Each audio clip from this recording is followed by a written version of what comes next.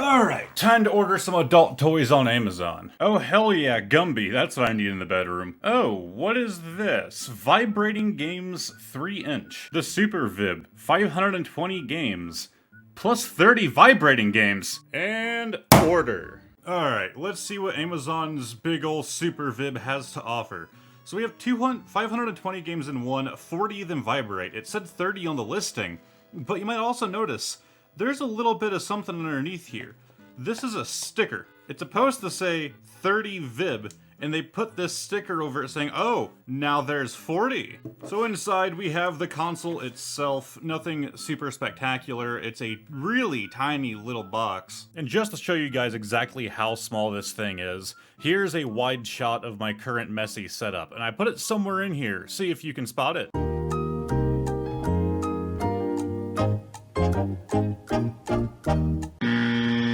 Oops, sorry. Looks like you were wrong. I actually had it in my mouth. And it looks like, yeah, it actually has two USB-C ports on the front. So they're actually using USB-C on this crappy little Chinese thing. We have our little AV connectors, our power cable, really tiny.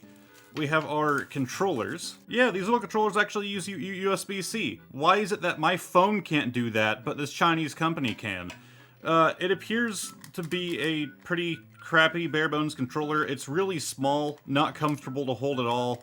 The D-pad just feels so bad. But supposedly our big ol' vibrators in here, and that's the main selling feature, is that the controllers can vibrate. If only modern consoles could figure that part out. Oh, and they don't give us a thing to actually power it, just the cable. Good thing everybody has a phone charger block laying around. Oh, thank God. Usually the opening menus of these things have just stupid, loud, blaring music. Jesus Christ! Alright, guess we're gonna start off with Superboy, and I guess we're starting on World 1-4.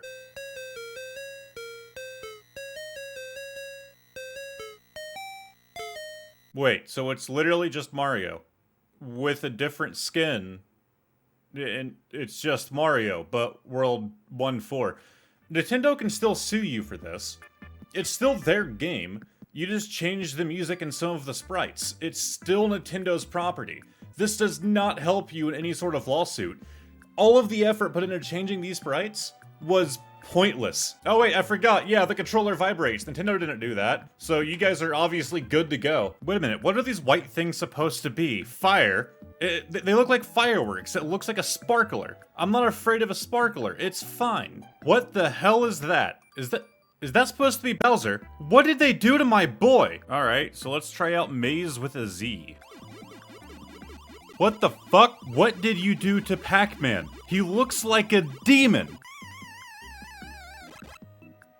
Oh, and the game just crashes when you die 3 times.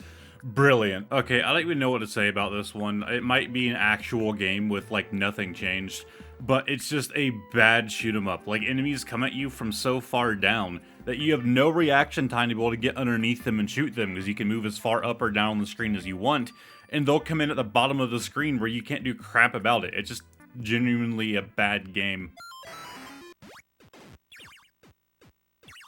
Okay, so it's just regular pinball. Good God, they turned up the vibration all the way for pinball. My hands are going numb. Oh man, is that Contra 24 in 1? Why do I need all these other Contras? I have 24 Contras in 1. Well yeah, these definitely are 24 Contras, but I think we're gonna go with Shotgun, my favorite Contra game.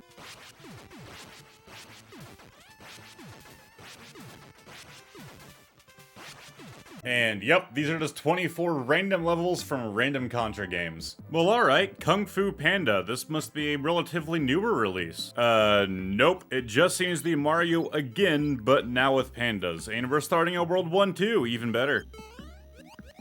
They didn't even bother to change the sound effects, and these bricks are like the exact same thing, they just turned them pink. Oh, we just hit the jackpot, baby. They got Mario 6, 9, 10, 14, and 16. So I guess we get to see what Mario is going to look like in the year 2053. Or 1993, I guess? Alright, so this is a weird one. It's Mario, but not. This is actually Joe and Mac for the SNES. They just reskinned Mario and some of the other sprites, like the axes themselves. Oh shit! Look out, Mario. It is a wild Yoshi. Oh, and Yoshi's dad looks pissed. Oh, Small Mario. Alright, let's see what this one's all about. Okay, so it seems Small Mario just operates his own casino. We're just playing roulette. That's literally all this game is, with nothing Mario themed at all. Alright, babe, you just gotta hedge your bets. All you have to do is bet on everything and you're guaranteed to win. See, look at that! I won! Zelda Outlands. I guess I'm not in the loop of my Zelda lore because I didn't know this game was a thing. Is it just me, or does it seem like Zelda went through a bit of a weird phase before Ocarina of Time? Oh, rhythm game. Alright, I love rhythm games. Oh, I get it. It's like Pistol Whip. I have to shoot them to the rhythm. Whoa, whoa, whoa. That's cheating, guys. You have to follow the music. You are all off sync. Before we go any further, let's actually tear this thing down and see what's inside. Alright, so just need to unscrew the 4 things underneath. Good God, that is a tight fit. Underneath the little foot pads I had to remove.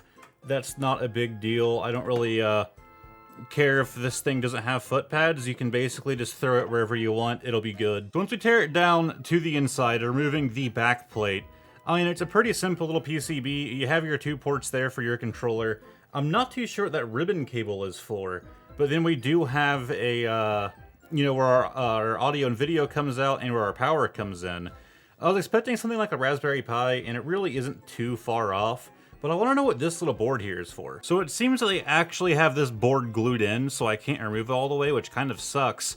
But this little board, yeah, it's just for the restart and the power buttons. It's nothing special. I thought it might be somewhat important. No, it's literally just to control it. We got a weird shaped board, though. They had to cut it specifically to fit in this game. So you can see like they have the cutout specifically where the 2 buttons are. So that's actually kind of interesting to see that they would put that kind of effort into this little Chinese thing. So again, the controller itself is also pretty simple. You just got rubber domes underneath your D-pad there, and then more rubber domes connecting all of your other buttons together. It's nothing super special. In this itself, I mean, again, very simple, very similar to other controllers as well. All your connections coming in from one side. They are all labeled as well. But you might notice the lack of a vibrating device on here. It's this little thing that they glued onto the back, clearly as an afterthought. This is what's actually doing our vibration, or so I assume, because there's nothing else in here. I am a technician, I do this kind of stuff for a living, but I don't usually deal with things that vibrate. Usually in my business we use solenoids for those kind of things.